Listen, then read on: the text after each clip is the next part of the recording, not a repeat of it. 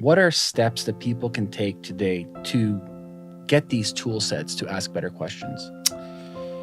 Right. I mean, there's quite a few resources out there available. I can't just pimp my own material. But, there are plenty of critical thinking websites and challenges online that people can find. There are shows they can listen to, because just by listening to shows and opening your mind and broadening your mind, you kind of through osmosis start to pick up those skills, right? Because you especially if somebody calls somebody out on bullshit, you know why. You know that they've violated some rule of logic, or they've committed some fallacy of reason somewhere. They might not always give a name to the face kind of thing, but they will be able to get it intuitively. And then if they want to more formally structure their reasoning skills, they can go on and they can find, all kinds of stuff. But again, I'm obviously biased. I've taken these skills and kind of distilled them to try to make it as easy as possible for people, not only to read and remember, but to apply. So, yeah. Can we actually dissect the ABC DEFs? Sure. I thought that was really interesting. Yes. Yeah, sure. So I took what I think are the 6 most foundational skills or tools of the critical thinking skill set, and they just follow the mnemonic of A to F. So A is for argument. So right off the bat, we talk about what is an argument. And part of the problem with critical thinking that I'm mentioning in the next book that's coming out in May is that the very term critical thinking can scare people, because they almost immediately think you're going to criticize me. You're going to find something wrong with me. And they get their hackles up about it. And it's almost anxiety invoking to say critical thinking. But I can't call it. I've tried. If you guys can come up with a sweeter, better, more precise term. Constructive feedback. Constructive thinking. Right? But you are critiquing ideas. Yeah. And people need to know that critical is constructive too, as well as destructive. And there's nothing wrong with destructive criticism. If your ideas suck, we need to call you out on that. And we need the tools. The term argument, what does it bring to mind, right? Mommy and daddy are arguing. The couple over there, they're arguing. And arguing has a negative connotation to it. In critical thinking, argument is a really good thing. In fact, it's the best way in which you can put your ideas together so that people can best understand why it is you believe what you do. They might not have to agree with you, but you make it very clear to them when you put your ideas in the form of an argument.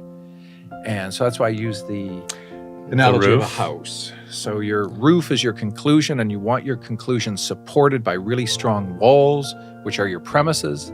And those premises have to satisfy the foundational criteria of things like consistency and simplicity and relevance and reliability and sufficiency. And if they do, then you have a fairly sound structure. You have a fairly sound argument. And if you don't, and one of those walls is weakened, your premises are not very well researched, or you didn't get it from a reliable source, and that wall comes down, and maybe so does your roof come down as well. So that analogy, I think, plays fairly universally around the world for teaching people that arguments are good things, and put your ideas into that structure, and do the same with others. If you don't quite understand what another person is saying, try to imagine and get them. What is your overall point? You force them. And then fairness is the cornerstone of critical thinking. We have an obligation to the other person with whom we disagree to try to represent their argument back to them in the best possible light. Don't be coy, don't be slimy, don't try to misconstrue it or create a straw man out of it. Steel man it. We're using this term now, steel manning an argument. It shows intellectual maturity for me to be able to tell you what your argument is so that you go, yeah, in fact, you even put some stuff in there I didn't even think of. It's funny you bring that up. Like Chris Voss, he's a VOSS. He has a great book called Never Split the Difference. Ah, okay. And he was an FBI interrogator working for negotiations. Right. And he has a chapter in the book called That's Right. And one of his best strategies is he wants to reiterate the person's belief system better than he or she can do it, to a point to say, that's right. Yeah. But this is what I dislike about most arguments, and especially with politicians. You see this in the social media space. Somebody says a sentence, somebody picks that one point, and instead of understanding the whole point, now we're going down this rabbit hole of like insignificance because somebody is paying attention to a point instead of understanding the whole picture and the whole perspective of what that person's saying. And the sooner we realize that fairness really is, and nobody wins, is the cornerstone, and it's got to go both ways. It's about civility as well, right? We've lost touch with that. We've lost that capacity to be civilized towards one another in disagreement. It's easy to get along when we agree, right? Everybody's having a good time. Everybody agrees. Once you get disagreement, though, and this is what C.S. Lewis called the art of disagreement. We have to relearn that. I'm afraid we're going to have to reteach that to students. That it's okay. We're always going to disagree. We're never always going to be 100% on board of every detail of every aspect of life. But I think social media and internet has a role to play, because funny thing is I was watching like old debates between Milton I was Friesen. just about to say Milton that. Friesen. 70s and 60s and 80s. Yeah, Bob, I'm just looking Everyone's how the students behave and asking really articulate questions. That's right. And I'm like, fuck, world of a difference now. Yeah. Yeah. Oh, yeah. No. Yeah. Now everyone's shouting at each other. William F. Buckley, those guys, they really knew how to have dialogue and disagree without being reduced to an ad hominem, without calling the other person names or whatever. Look at Trump. Look at all the names he had for people. Yeah. Like, he immediately goes to the ad hominem, right? Because I guess in his business mind or whatever, that's how you gain the upper hand or whatever, right? You demean the other person or have some kind of power struggle. I really enjoyed the exercises in the book, how to be a really good pain in the ass. Was it good or great? How to become a really good pain in the ass. So basically, it was a script, somebody having a discussion, and then using the tools, we would break it down and say, well, where is the conclusion, the thesis? What's the roof? What's the supporting? And what's the foundation here? Right. And something as simple as that can be replicated in schools. And I thought that was really interesting. I wish this kind of stuff was done more to help people understand. Well, I did take it into the school system in 2016, 2017. I was granted the right with the Minister of Education at that time, Liz Sandals, for Ontario, to go into some high schools for a pilot project. And it went extremely well. But at that time, the Ministry of Education was dealing with yet another strike with teachers and staff. I don't know if you remember that. But after it was settled, I mean, she was very honest with me. She said, if I come down now after we've settled all this and I heavy-handedly say, you have to now teach critical thinking, that'll be one more point for them of resistance, right? To say, really? We just got all this settled and now you want us to do X? She said it's far better to come up from the ground, from the school boards up, get it into the school boards, get them using it, and then that'll influence other school boards. So I've been trying to do that for years now, but it's kind of an uphill battle. It's wild to me that is not one of the most important classes to be taught in schools, how to think, how to project manage, how to think, how to learn. These are some of the basics. I know. It surprises me even at the university and college level, where I see our interns or young people who are working with us that are still going to school part-time, doing these assignments. There is no structure for them to understand. The ones that are working with us or have come through an internship, they understand how to PM, how to organize people, how to divvy up the work, how to do something like as simple as cards and Scrum. None of this stuff is taught at school, but yet you're given an assignment and you have a month to do it or 2 months to do it. And if that young person doesn't have the family structure or the connections to understand, you know what, I saw my parents know how to do a project and this falls into place, this is a project. How the hell are they supposed to know? This is why kids do worse in school than they could potentially be doing so much more if they were to learn things like critical thinking, things like how to project manage a project. Yeah, we assume students know how to think, that they come ready-made. They don't. There are rules. There are rules for thinking, and when you violate them, we can call you out on those, and we should be called out as well. So, argument first, A is for argument, then B is for bias. You have to understand that no human is without bias. So do what I call the mirror test. Start figuring out what are the natural and the cultural biases that have led to your believing what you now do about a particular issue. And what if you were born somewhere else in the world, or even at a different time? Do you think you would still have that same belief? Because it's almost, impossible that you wouldn't. I mean, You are largely a product of your surroundings and how you were raised. And if some of those beliefs come from very fundamentalist ways of looking at the world, it's going to be real difficult. Like one example I give is a fundamentalist Christian maintaining that masturbation is a sin, and it's believed in the Catholic faith, the one I was raised. Really? Yeah. Wow. Yeah. Like it's a cardinal sin. It's not just any sin. And the reason why is because in the 1800s, with the advent of high-level microscopy, they were able to see spermatozoa. And so I think it was Pope Pius, I can't remember what number, 14th, decided those little sperm are little people. They're homunculi. And therefore, you can't spill your seed on the ground. It's got one major, receptacle. And that's a woman's vagina. Definitely not a man's anus. Definitely not a man's anus. And so then I'm doing rap now. I'm doing spoken word. So if you masturbate, your spermatozoa are going where God did not intend. And so that's why it's a cardinal sin. Now you tell a 13-year-old boy, that not only can you not do that, but if you do know that God is watching, and he's pretty much got a list and he's checking off, and that's a jerk off road to hell right there if you keep doing that. So it's like, what kind of damage are you doing to a kid's brain by telling them that? To me, to Richard Dawkins, to Lawrence Krauss, to Sam Harris, that is harm. That is child abuse. You ought not to tell a child that. Yes, you have a right to believe in your religion, and you have a right to practice your religion. But if your religion maintains that, it's fucked up. It's not, it could be right, it could be, no, it's wrong. Well, same thing right now. Isn't the Roman Catholic still against homosexuality? Yes. Are they loosening up on that? I don't follow. No, I don't follow. No, what's they're going not. on. No, Francis seems to be more accepting of it, but when you push him hard enough, he'll have to stick with, the central tenets of the. Like the craziest thing I heard before is like they condemned condoms.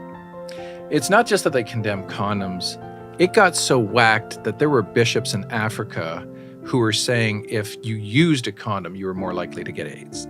Like it's gotten way out of hand. It's insane. So I have a certain level of tolerance for religious belief. And so all of ethics can look like this. If the y-axis is harm and the x-axis is time. And we have tolerance up here, a high level of tolerance for a low level of harm as we move across time, then my tolerance is going to be very high. Once the harm starts to rise, the tolerance is going to dip, and there's going to be an intersecting point at which we get to say, time out here. No.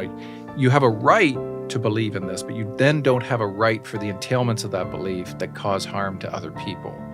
So I think we can all agree we're cool with religion insofar as any other belief system. If you're not harming people, it's really not our business, But, and the same I would say for Islam. We know of cases where women are taking their young daughters to the Middle East, to Africa, to have clitorectomies done. FGM, is it? Yeah, female genital mutilation. So how is a 14-year-old girl going to speak out against her community and say, you know what, I'm going to opt out on this one, when she's pressured, to follow suit, And that's only one specific sect of Islam. It's not all of Islam, right? So then how do we educate? How do we protect that girl? And at the same time respect a group's constitutional right to practice, freedom of conscience, religion. No easy answers, but can we all agree that that is a harmful act that is highly unnecessary? You do not need to remove a woman's clitoris outside of therapeutic reasons, cancer, whatever. There's for religious reasons, I gotta say, no, we can't do that. And I'll respect your views, but at that point, no. And I think our government actually should have the duty, the obligation to speak up and say, no, you're in Canada now. I don't think we can really honor your going to another country to have this done. She comes back, what kind of complications could there be, right? Some girls have bled to death, some I've had all kinds of uterine complications because of it, infections. This also brings up a good debate of like circumcision too. Right? And circumcision, you let the kid decide when he's 18 or 16 or whatnot if he wants to, take the hood off and go convertible. That's his call. Yeah. All right. So where were we? We're at C. C. Yeah. So we've lots and lots of biases. Yeah. C is for context, and you can't take information isolated. It's always embedded in a context. Mm-hmm. And the better we appreciate that context. This goes to our story of the gentleman who murdered his daughter 25 years ago. Robert Latimer. Context. I saw that as a post. Some young lady outraged saying this man should go to hell and this and that. And right. I clicked and I read and I was like, this is interesting. I don't know. It's not as cut and dry. Context is king, right? Context is king right here, because here we have Tracy Latimer as a 13-year-old with severe, I think it was cerebral palsy, and constantly having seizures, not very conscious, not a consciously aware human being. And he just saw her health diminish and diminish and diminish, and she was choking a lot. And I guess he had decided in his mind that she had suffered enough, and he took it upon himself to euthanize her. The problem with that is plenty of people had been euthanized by their family members and didn't serve time. Oh, really? Yeah, because the judge would see the compassionate grounds. Yeah. It's ridiculous now to put the brother into prison for doing something when the deceased had written fully out, I wish to die, my brother is going to do this for me. And so it exonerates him. Tracy couldn't voice whether she wanted to live or not. Therefore, the judge had no real option but to convict him on a murder charge. The quotes from this, what is it? The CBC article is interesting to hear. He says, it was pointless to torture our daughter any further. She had already had 4 operations. If she moved, her hip would go. She had rods in her back. She had been worked on enough. And it goes on. Basically, to him, it was just one science experiment after another. They wouldn't let the daughter pass away. And she was just miserable in pain. And not, an itch, but severe pain. Constantly, yeah. It was not a good state to be in. So they convicted him of murder? Yes. And he served his time, and then he got out. And was it murder or manslaughter? It wouldn't be murder 1. I don't know what he got. It would be 2 or manslaughter. Yeah. Because euthanasia is legal. Well, that was at a time when it wasn't. Oh, this is an old case. Oh, this is old school. This is going back 10 or 15 years. Okay. And don't forget what else was happening in the States at that time. He was convicted 25 years ago. Oh, okay. Jack Kevorkian, do you remember him? Oh, yeah. So Dr. Death, they called him in the States.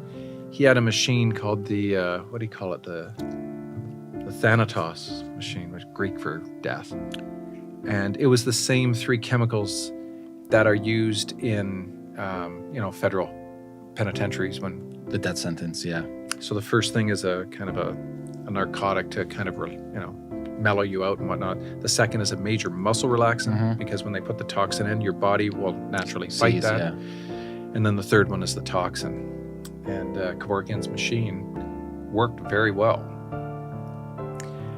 Here's something you don't know. But one of the guys you met at the last talk I gave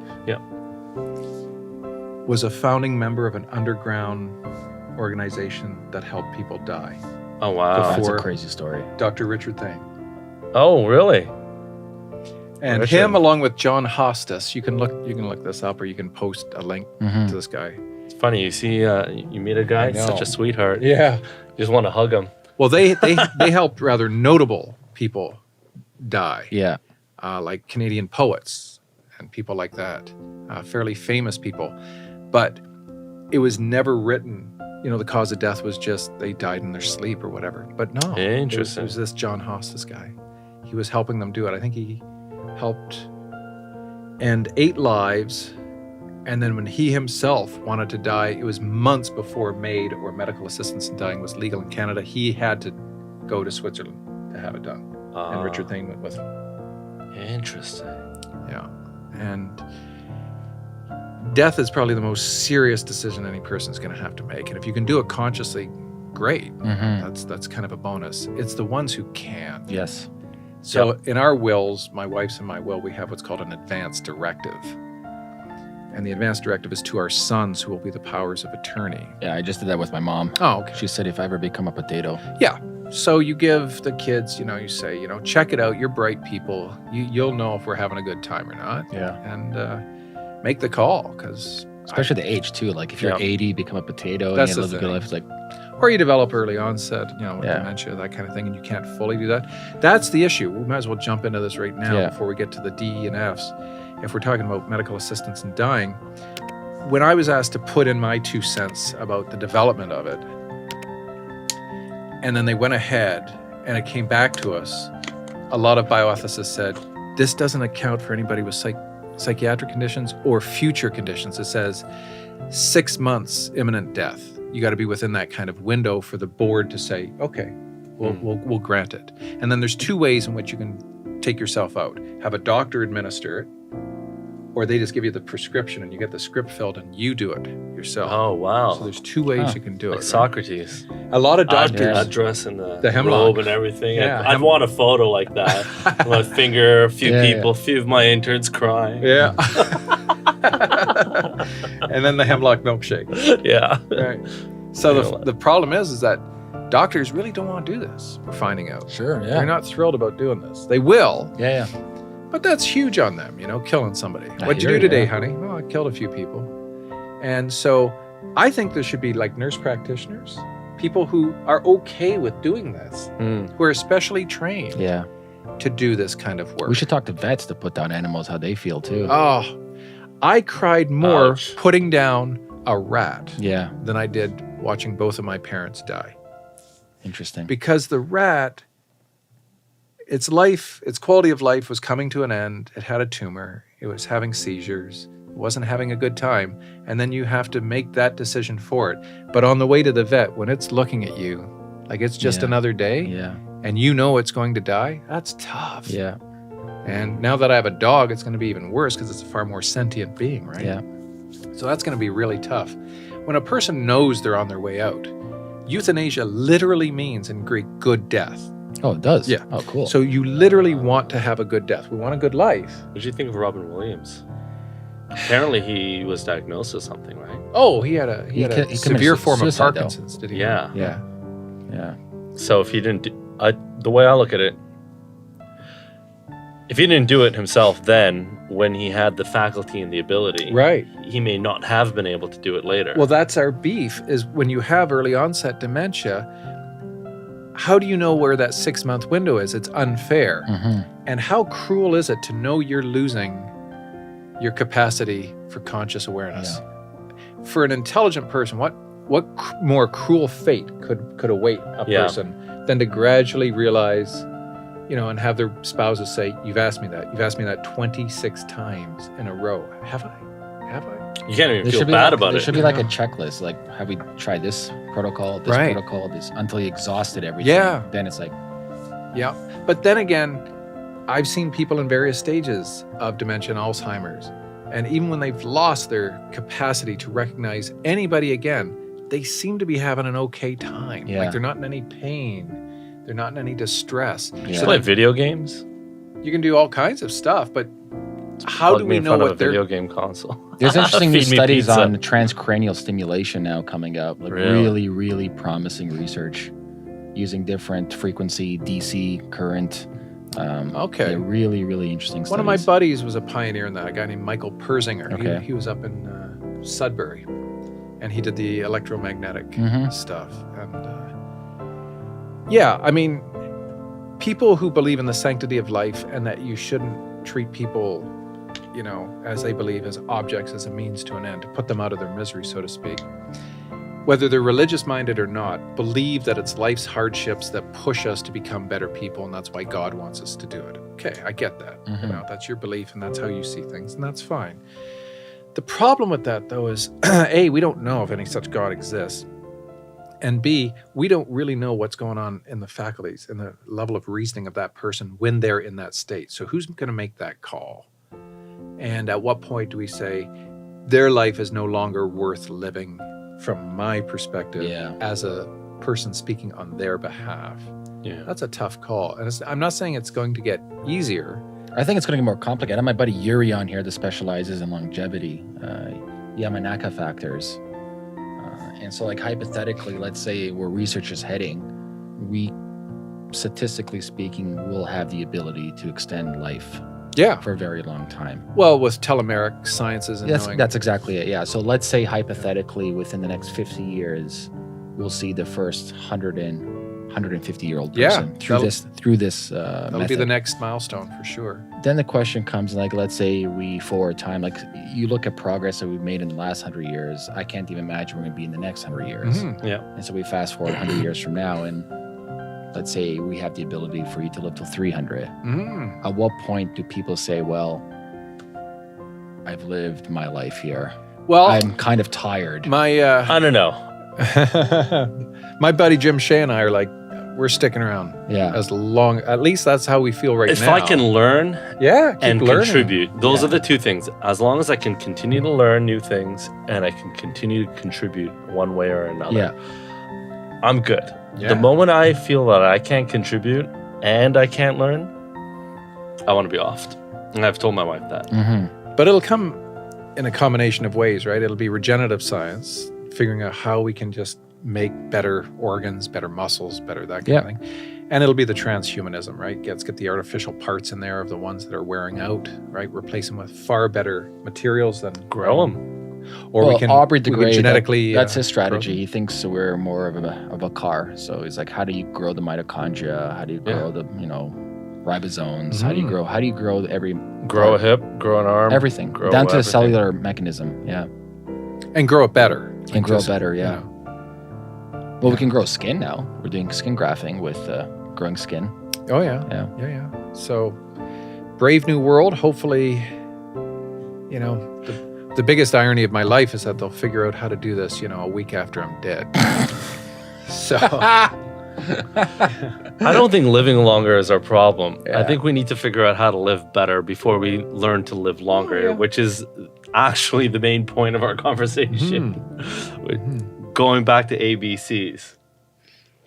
yeah. Do you want me to get back? Yes. What's Let's D? finish, let's finish it off. So D is connected to A. Yeah. It's how we can diagram our arguments. So, or somebody else's argument, whether it's spoken, written, whatever.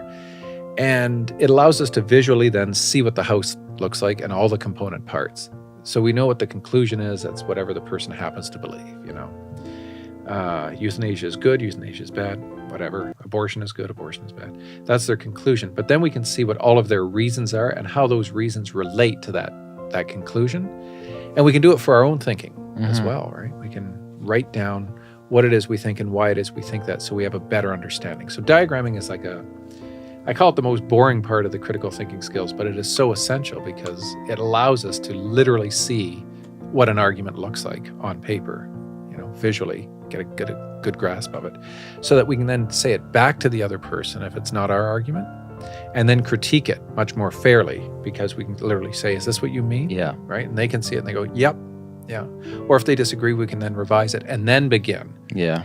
E then is evidence. So many claims required, and there's different types of evidence. So you got to be careful which type of evidence is best for this particular type of topic.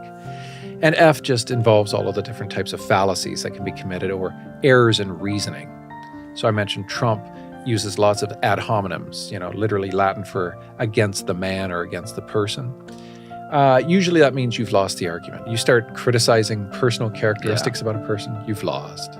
Because you're no longer addressing what they're saying. No, it's like the Persian saying, don't kill the messenger. Yeah. So you're dealing with irrelevant. Conservatives did with Jean Chrétien's With face. Chrétien. Oh, yeah. Conservatives in 93 did that. That didn't go well. It's any time you demean racism is just a big ad hominem. You're demeaning another person for irrelevant characteristics that have nothing to do with the issue at hand. Mm-hmm. So those are the six, argument, bias, context, diagram, evidence, and fallacies. Those are the basic tools within the overall critical thinking skill set.